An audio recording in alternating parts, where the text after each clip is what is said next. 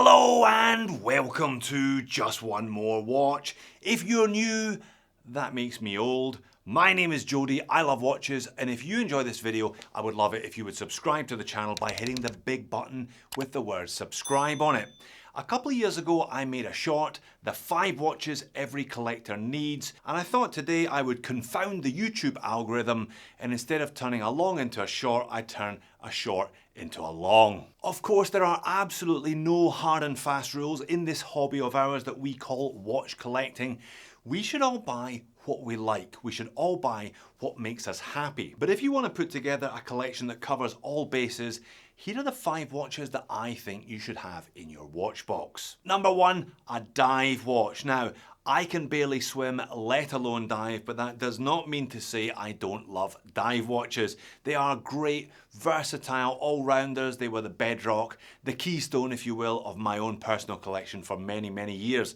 What makes a dive watch a dive watch? Well, a unidirectional rotating dive time bezel, which can also time boiling eggs and parking meters by the way, clear, easy to read dial and handset, and of course, a decent level of water resistance.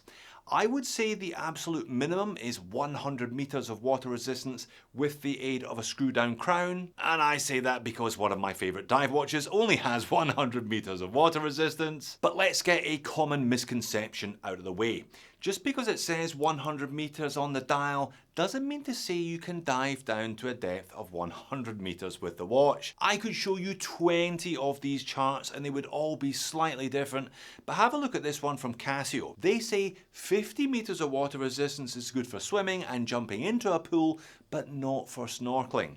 If you want to go snorkeling with a Casio at least, they suggest at least 100 meters, and if you want to do any air tank style diving, they recommend your watch should be rated as a diver's watch, as in ISO rated, 200 meters minimum. I still maintain that a good dive watch can do 99% of what you want a watch to do. The only situation where a dive watch looks a little bit out of place, a bit too sporty, is with black tie attire. But some people do manage to pull it off, and I'm not sure how many of us get dressed in the penguin suit all that often anyway. A good dive watch doesn't have to cost the earth either. Casio Duro, for example, amply satisfies all my criteria for $50.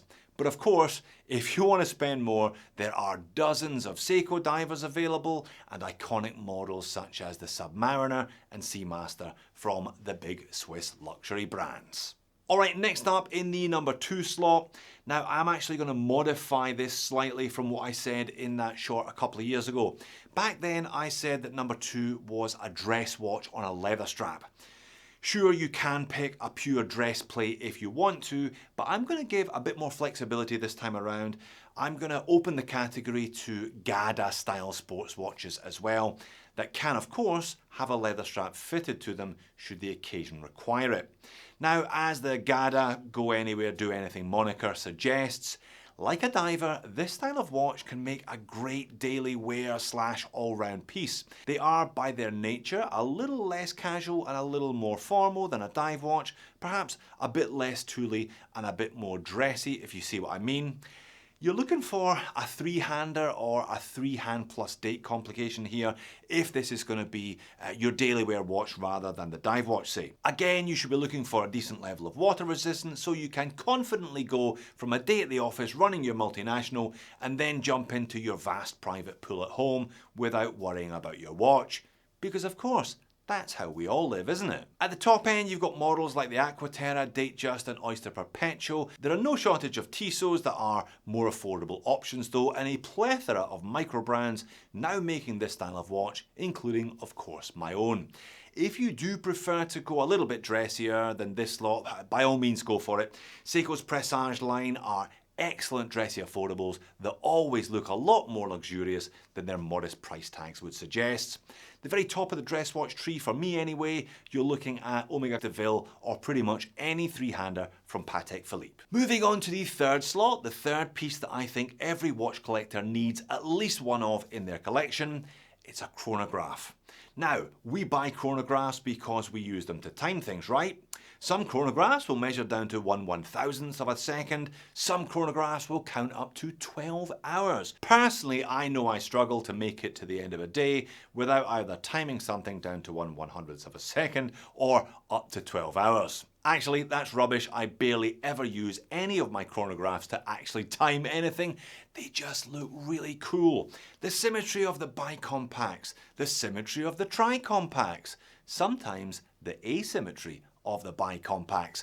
Everyone needs at least one watch with loads of wee sub-registers on the dial. Now, more than any other category, there's a big difference. There's a big price gulf between generally affordable quartz chronographs and normally much more expensive mechanical chronographs. The one exception to that rule is any chronograph using the Seagull ST19 movement. These are generally very affordable for a mechanical. You also get a heap of different styles of chronograph. There are pilot's chronographs, racing chronographs, even chronographs that have been to the moon. So this slot might actually be the one that takes you longest to fill, trying to find the perfect chrono just for you. But fill it you must, my friends, because even if you never press the buttons, I still think everybody needs to have at least one of these in their collection somewhere. Slot number 4 then. In one's watch box, every collector should have one designated beta watch. Now, that is a somewhat disparaging term, I admit, but it does fairly adequately describe the role that this watch plays in a collection.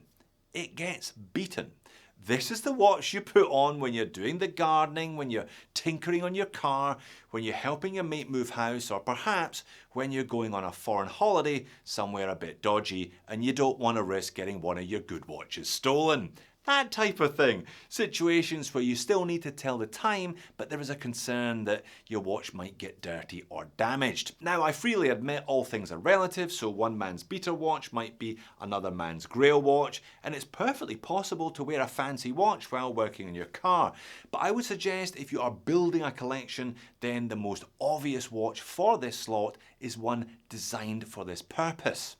Basically, a Casio G-Shock. For decades now, I have always had at least one G-Shock in my collection that I wear in parallel with my dive watches and my gada watches on all of the occasions that I have just described. G-Shocks start from $50 and upwards, and here's one that lasted 33 years before finally crying enough. That's pretty good value in my book anyway. And finally at number 5, well, what are you expecting here? We've had a dive watch, we've had a dressy/gada watch, a chronograph and a beater. What fits into the 5 slot? Well, I maintain that this slot should be filled by what I call a memory watch. Something that either you've inherited, so it has been passed down a generation or two, or a watch that you've owned for a while, so it has memories attached to it, or is a special watch, a gift from a special person, or bought to commemorate a special occasion, that type of thing. And the memory watch doesn't have to be fancy, it doesn't have to be expensive, it just has to have a little bit of personal significance. A watch that means something to you and can potentially therefore mean something to someone else when passed down to them. So there you have it, that's my 5 watches that I think every watch collector, every watch hobbyist, every one of you glorious nutters watching needs. A dive watch, super versatile all-rounder and ideal watch for when you do actually want to do something around water. Dressy/gada, something a little more formal and a little more fancy. A chronograph, would you look at all those pretty subdials? What do they do again? A beta watch, a watch that does its work when you do yours, and a memory watch, something with a bit of personal significance, past, present, and potentially future. That's my pick. You may think differently. Leave me a comment, let me know what your 5 essential must-haves for every collector would be and why. I look forward to reading your comments. Well done for making it all the way to the end of the video. Why not treat yourself by watching another one, either here or here. Thanks for watching this one. I'll see you again in the next one.